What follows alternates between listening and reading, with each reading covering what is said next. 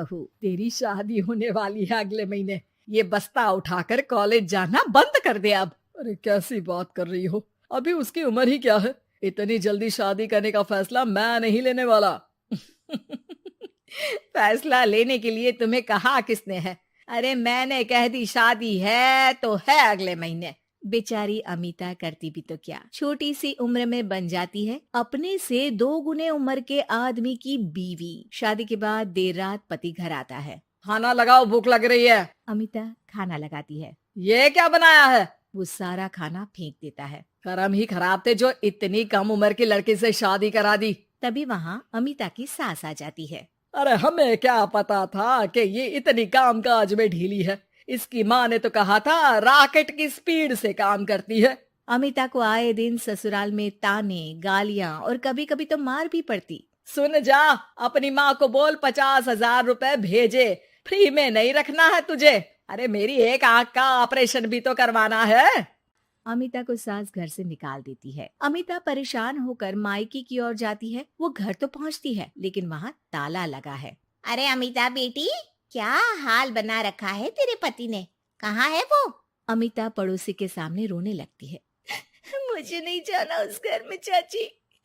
मेरे mummy papa कहाँ है?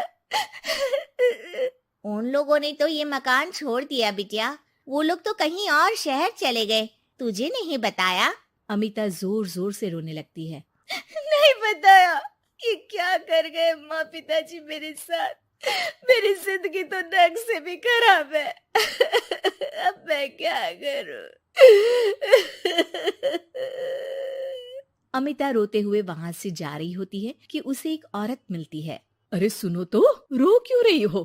तो क्या करूं? हंसू? अमिता उस औरत को अपनी सारी कहानी बताती है। देखो, मेरा सिलाई का काम है। अगर तुम चाहो तो मेरे साथ ये काम कर सकती हो। बदले में मैं तुम्हें रहने की जगह, खाना और 1 दिन का 100 रुपया भी दूंगी।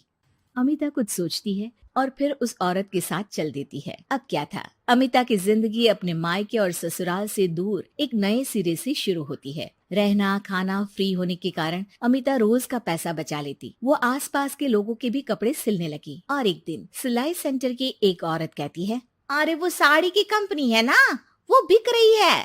पास बैठी अमिता सारी बात सुन रही थी। हाँ हाँ, बिक तो रही है, लेकिन उस बंद पड़ी मनहूस कंपनी को खरीदेगा कौन? तभी तो इतनी सस्ती बिक रही है, लेकिन कोई खरीदार नहीं है। फिर भी कितने की बिक रही है? अरे पूरे 5 लाख में मशीनों के साथ। लेकिन यहाँ कोई लेबर काम नहीं करेगा। पुराने मालिक ने किसी को पैसे ही नहीं दिए। उन लोगों ने कहा है कि जो नया मालिक आएगा वो लोगों को पैसा देगा। 5 लाख। अमिता घर आती है और अपने पैसे गिनती है। पूरे 3 लाख। अमिता सिलाई सेंटर वाली उस औरत के पास जाकर कहती है, चाची, मैंने इतने साल की कमाई में ये पैसे जमा किए हैं। पूरे 3 लाख है। वो बंद साड़ी की फैक्ट्री मैं खरीदना चाहती हूँ। अरे अमिता, पागल हो गई हो क्या? वो 5 लाख की बंद मनहूस फैक्ट्री खरीदेगी, फिर लेबर का बकाया पैसा देगी, और वो फैक्ट्री चलेगी कि नहीं ये भी कोई नहीं जानता। लेकिन अमिता नहीं मानती। वो उस औरत से कहती है कि वो उस फैक्ट्री को खरीदना चाहती है और खरीद कर ही रहेगी। औरत भी अमिता की मदद कर देती है और फिर अमिता के नाम एक साड़ी फैक्ट्री हो जाती है। शुभारंभ वाले दिन अमिता लेबर से कहती है, मैं इस फैक्ट्री को दोबारा खड़ी करना चाहती हूँ। आप लोग इसमें माहिर हैं। मैं नहीं जानती कि पहले वाला मालिक के काम करने का क्या तरीका था, लेकिन मैं अपनी योजनाओं के साथ आई हूँ। मेरे पास आप लोगों को देने के लिए अभी तो पैसे नहीं है, लेकिन मैं वादा करती हूँ 3 महीने में आप लोगों के पैसे ब्याज सहित आप लोगों को दे दूंगी। और ये क्या बात होती है? हम सारा दिन फिर से काम करें और पैसे ना मिले तो हम खाएंगे क्या?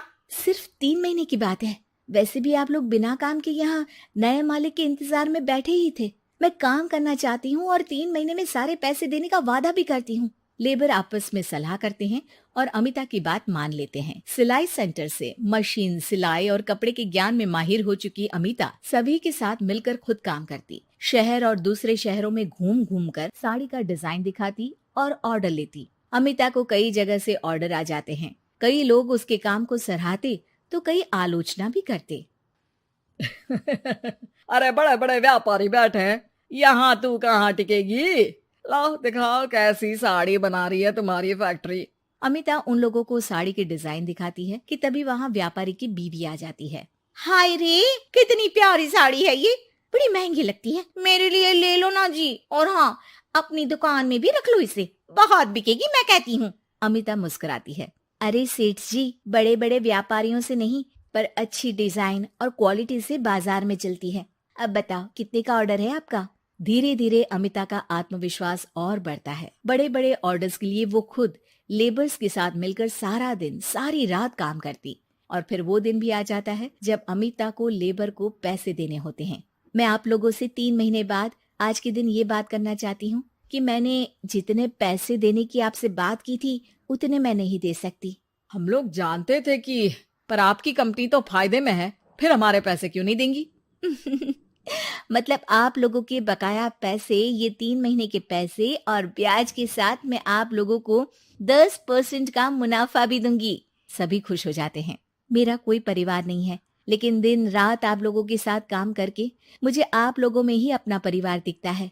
अमिता की फोटो पेपर में छपती है। उसके बिजनेस मॉडल को पढ़ने के लिए कई बच्चे भी उसका इंटरव्यू करते हैं। अब अमिता 1 से 2 और 2 से 4 फैक्ट्री खोलकर देश में बड़ा नाम कमाती है।